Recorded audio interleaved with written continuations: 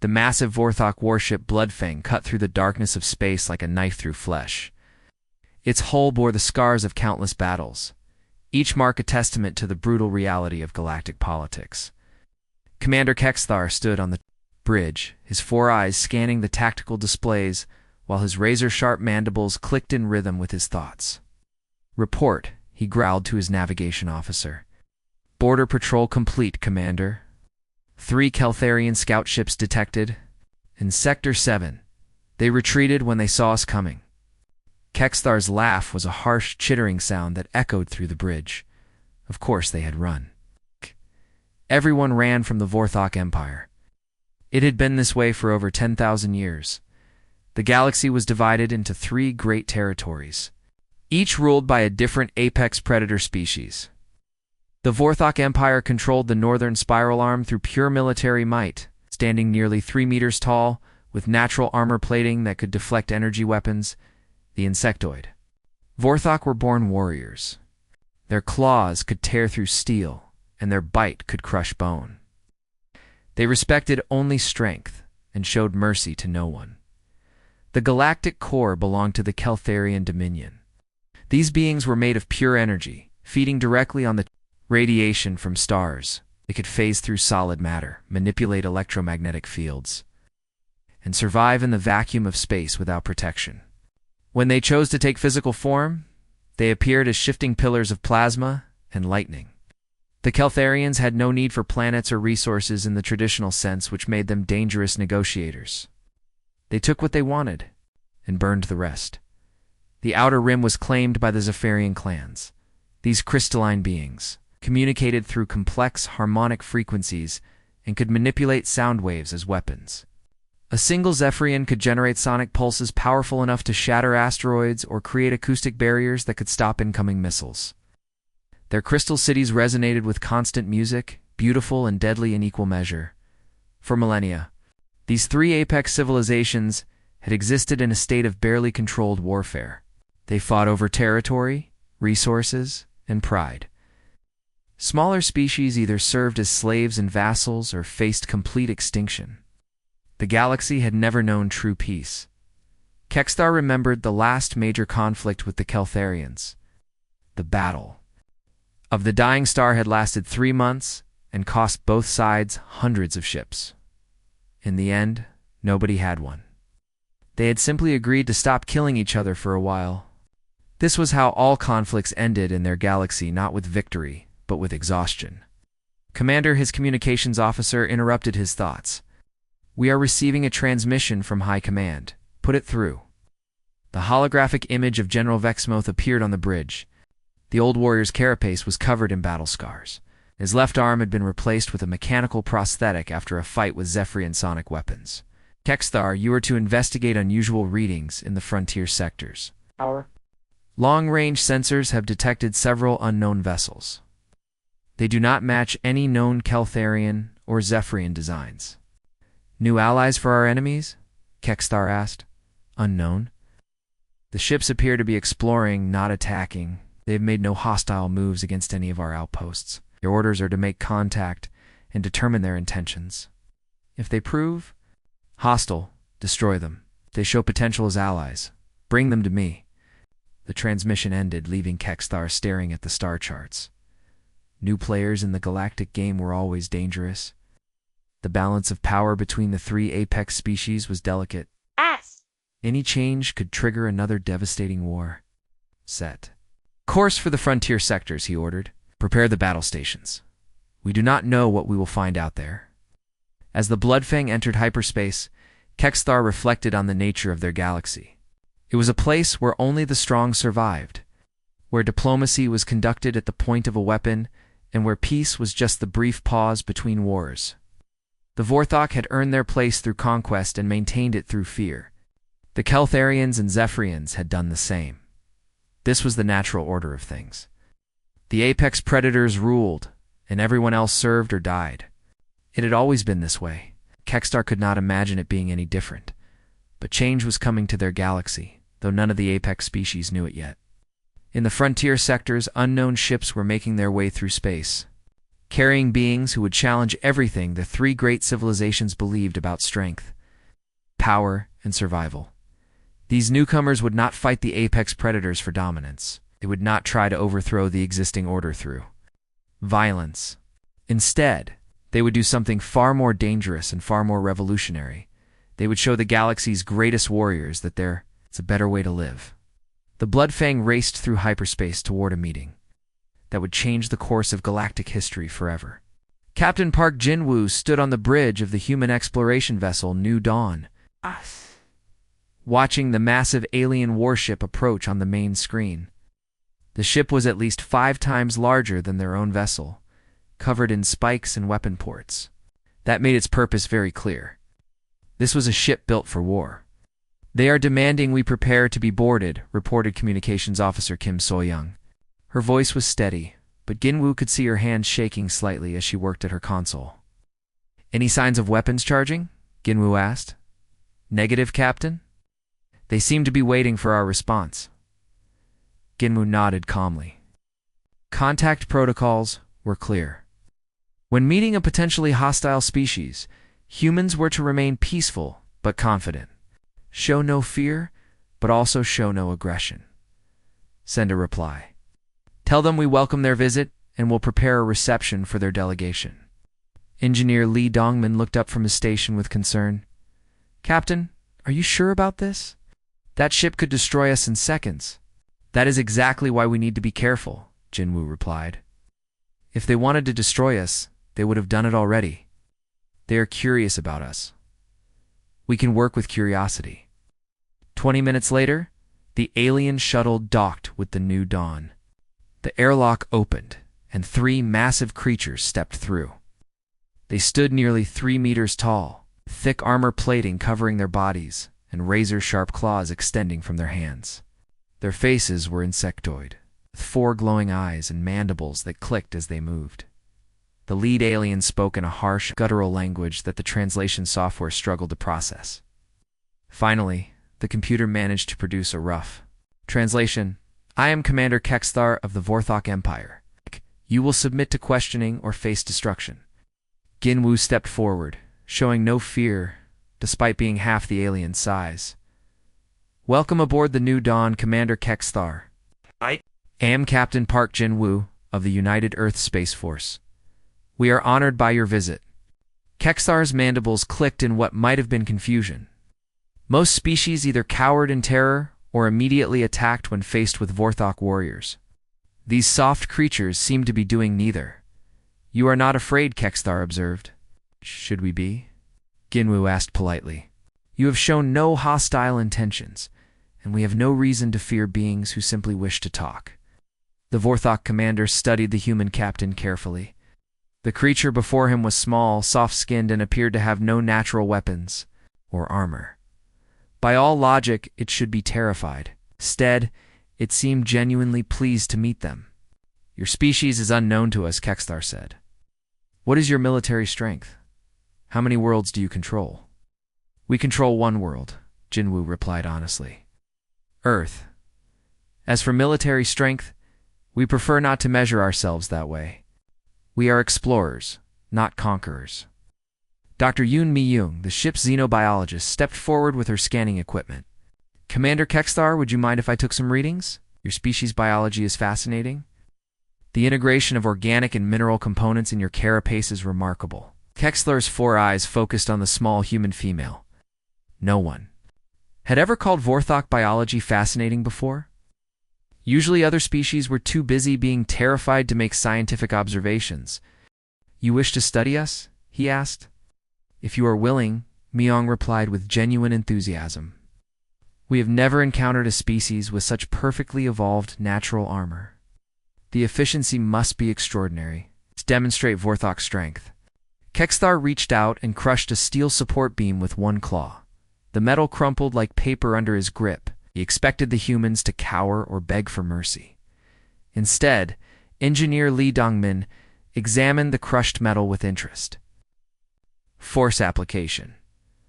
What is the tensile strength of your claws?" "Our latest materials testing suggests that carbon lattice composites might actually complement your natural abilities rather than replace them." If you are interested, I could show you how to create stronger building materials that would enhance rather than compete with your existing technology. Kexthar stared at the human engineer. In 10,000 years of galactic politics, no species had ever offered to help the Vorthok become stronger. They either submitted or fought. They never suggested cooperation. You would share your technology. With us? He asked. Why would we not? Ginwu replied. Knowledge shared is knowledge doubled. If we can help you build better ships or stronger materials, and you can teach us about survival in hostile environments, both of our peoples benefit. The concept was so alien to Kexthar that he had trouble processing it. In the Vorthok Empire, strength was hoarded and protected. Showing weakness meant death, and sharing advantages was unthinkable. What do you want in return? He demanded. Friendship, Ginwu said simply. Knowledge. Perhaps trade agreements that benefit both our peoples. We have no interest in conquering your territory or challenging your strength. Dr. Miyun continued her scans while chatting casually with the towering warrior. Your species must have fascinating social structures. How do you organize such complex military operations? The coordination required must be incredible. It's for the first time in his career as a military commander. Kexthar found himself in a conversation rather than a confrontation. These strange, soft creatures showed no fear, made no demands, and seemed genuinely interested in learning rather than conquering. It was the most confusing first contact in Vorthok history. 6 months had passed since the first contact between humans and the Vorthok Empire. Captain Li Sujin walked through the corridors of the diplomatic station Harmony Bridge, reviewing the latest reports on her datapad. What had started as simple exploration missions had become something much more complex and important. The station floated in neutral space between the 3 great territories, serving as a meeting place for species that had been enemies for thousands of years. It was humanity's first major construction project in this galaxy, built with materials and techniques shared by all 3 apex civilizations. Captain called out Diplomatic Officer Kim Minesio as she approached. The Keltharian delegation has arrived for the energy rights meeting. Commander Kexthar is already in conference room 3 with his technical team. Sujin nodded. 3 months ago, such a meeting would have been impossible. Vorthok and Keltharian representatives in the same room usually meant warfare, not negotiation. But humans had discovered something interesting about the apex predators.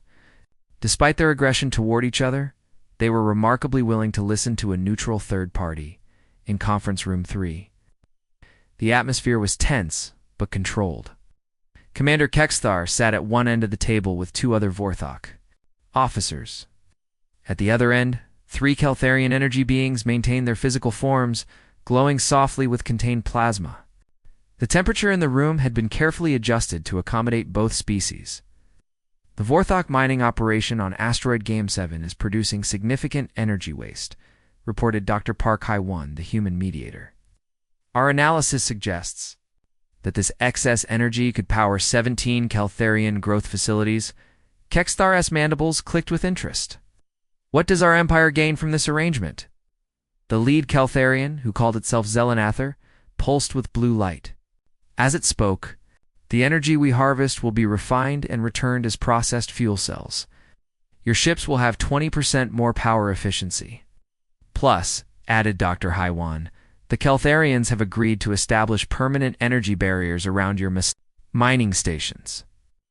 No more attacks from space pirates or rival factions. Sujin watched the negotiations with quiet satisfaction. Both sides were getting something they needed, but more importantly, they were beginning to see each other as partners rather than enemies. The Vorthok were learning that the Keltharians could be valuable allies, while the Keltharians were discovering that Vorthok industrial operations could provide more energy than raiding star systems. There is one more proposal, Dr. Hai-1 continued. The Zephyrian clans have expressed interest in joining this arrangement. Their sonic mining techniques could increase asteroid yield by 40%. The room fell silent. For a moment, Sujin worried that mentioning the 3rd apex species might break the fragile cooperation they had built. Then Kexthar surprised everyone by laughing. 6 months ago, I would have challenged any Zephyrian to single combat for entering Vorthok space. Now you suggest we work together to dig rocks from asteroids. Zelanathar's form flickered with what might have been amusement. These humans have strange ideas about efficiency. Strange, but effective, Kexthar admitted. Our mining output has increased by 60% since we began following their organizational suggestions. 2 hours later, the agreement was signed by all 3 species. Sujin watched as ancient enemies shook hands, claws, and energy tendrils in a gesture of cooperation that would have been unthinkable just months before. After the delegates left, Dr. Haiwan approached Sujin with a concerned expression. Captain, I have been analyzing the political changes across the galaxy. Something interesting is happening, Guan Sujin said. The 3 apex civilizations are becoming increasingly dependent on our mediation services. Last month, we handled 47 different disputes and trade negotiations. This month, we have received 83 requests. Sujin studied the data on the screen. Territory disputes, resource allocation, technology sharing agreements, joint military operations against pirates. Every major decision in the galaxy now seemed to involve human mediators. They trust us, Dr. Haiwan continued. More than they trust each other. We have become the neutral voice that everyone listens to. Engineer Cho Jae-min joined the conversation, carrying his own set of reports. It goes deeper than that. Look at these infrastructure projects. The Vorthok are using Keltharian energy systems in their new ships. The Keltharians are incorporating Zephyrian harmonic technology in their refineries.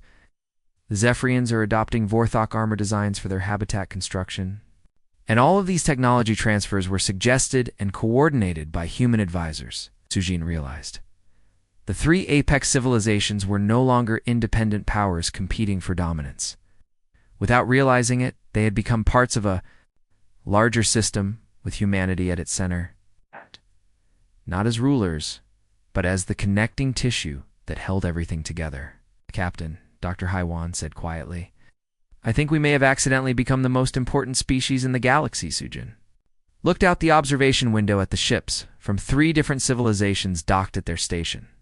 Vorthok warriors, Keltharian energy beings, and Zephyrian crystal entities worked side by side on joint projects, all coordinated through human planning and diplomacy. Not the most important, she corrected. The most connected. We have not conquered anyone or demanded submission. We have simply shown them that cooperation produces better results than conflict. But even as she spoke, Sujin understood the implications. The galaxy's balance of power had shifted, and the apex predators had not even noticed. They were still the strongest individual species. Humanity had become something more valuable. They had become indispensable. Admiral Choi Minho stood in the command center of the massive space station Unity. Watching hundreds of ships from 3 different civilizations move in perfect formation on the tactical display, the ancient war machine known as the Devourer had awakened from its million-year sleep and was consuming entire star systems, converting matter into energy to fuel its continued expansion. Vorthok assault fleets are in position, reported Tactical Officer Park Sora. The Keltharian Energy Corps has charged their plasma cannons. Zephyrian harmonic divisions are tuned to attack frequency. Minho nodded, studying the enemy on the screen. The Devourer was enormous, easily the size of a small moon, with countless mechanical tentacles that reached out to strip planets of their mass. It had already destroyed 6 solar systems and showed no signs of slowing down. All units, this is Admiral Choi, he spoke into his communicator. Begin coordinated assault in 30 seconds. Vorthok forces, target the outer defense grid. Keltharian units, focus your energy on the power cores. Zephyrian forces, use harmonic disruption on the control centers. The response came immediately. From all 3 species, understood, Admiral, replied General Kexthar from his flagship. Vorthok 3rd Fleet moving to attack position. Energy weapons charging, confirmed Commander Zelanather. Keltharian forces ready. Monic frequencies locked, reported clan leaders Arthesis. Zephyrian assault wings prepared. Minho watched in amazement as the 3 apex civilizations followed his orders without question. A year ago, these species had been bitter enemies, fighting over territory and resources. Now they worked together like parts of a single organism, each contributing their unique strengths. To achieve a common goal, the battle began with devastating effectiveness. Vorthok ships, their hulls reinforced with Keltharian energy shields, and guided by Zephyrian harmonic navigation, struck the Devourer's defenses with surgical precision. Keltharian energy beams, focused through Vorthok targeting systems and amplified by Zephyrian resonance technology, cut through the ancient machine's armor like hot knives through butter. Sphorian sonic weapons powered by Keltharian energy, and protected by Vorthok escort fighters, shattered the Devourer's control systems with devastating accuracy. Target's main power core is exposed, announced Park Sora, all weapons converging on central weakness. Fire, Minho ordered. The combined firepower of 3 civilizations struck the Devourer simultaneously. The ancient machine, which had survived for millions of years by consuming galaxies, was destroyed in less than 4 hours, as the debris field cleared and victory reports came in from all fleets. Minho felt a hand on his shoulder. He turned to see Commander Kexthar, who had transported over from his flagship. "That was the most efficient battle I have ever witnessed," the Vorthok warrior said. "In the old days, each of our species would have fought the Devourer separately. The war would have lasted months, and millions would have died. Instead, we ended it in a single afternoon," added Commander Zelenatha, whose energy form materialized beside them. Clan leader Zarthasus' harmonic voice filled the room. "Your species has taught us something we never understood, Admiral Choi. True strength is not about individual power, it is about unity." Minho looked at the 3 apex predators who had become his closest allies. "You were always strong. We just showed you how to be stronger together." But even as he spoke, Minho realized that something profound had happened. The 3 most powerful species in the galaxy now looked to humanity for leadership. Not because humans were stronger or smarter, but because they had demonstrated a unique ability to create cooperation from conflict. Kexthar seemed to read his thoughts. "You understand what has occurred, do you not? Your species has become the alpha predator of this galaxy." "We are not predators," Minho replied. "No," Kexthar agreed. "You are something far more dangerous and far more valuable. Your pack. Leaders." The Vorthok commander walked to the observation window, looking out at the mixed fleets of ships from all 3 civilizations. "For 10,000 years, we believed that strength meant domination. The strongest species ruled, and the weak served or died. This was the natural order." Zelanathar pulsed with agreement. "We competed endlessly for territory and resources, each trying to prove our superiority over the others. But your species showed us a different kind of strength," Zarthasus added. "The strength to unite enemies into allies. The strength to create order from chaos. Strength to make everyone stronger instead of making others weaker." Minho understood what they were saying. Humanity had not conquered the galaxy through force. They had not overthrown the existing power structure through rebellion. Instead, they had done something much more revolutionary. They had made themselves indispensable. The 3 apex civilizations were still the most powerful individual species in the galaxy. But they had learned to channel that power through human coordination and strategy. They had discovered that their individual strengths were magnified exponentially when working together. They had come to depend on human wisdom to make that cooperation possible. "We respect this," Kexthar said quietly. "In our warrior culture, we recognize true strength when we see it. You've proven yourselves to be the ultimate alphas, not through conquest, but through leadership." Reports continued to come in. From the victorious fleets, Minho realized that the galaxy would never be the same. The age of individual apex predators competing for dominance was over. The age of unified civilization had begun, with humanity serving as the bridge between worlds and the guide toward a better future. The pack had found its leader. Admiral Kim Soo-young stood before the massive holographic display in the Galactic Council chamber, watching as delegates from across the galaxy took their seats. 3 years had passed since the formation of the Galactic Collective, and today they faced their greatest challenge yet. The Andromeda signal had arrived 2 weeks ago. The message was simple and terrifying: submit or be destroyed. "We have consumed."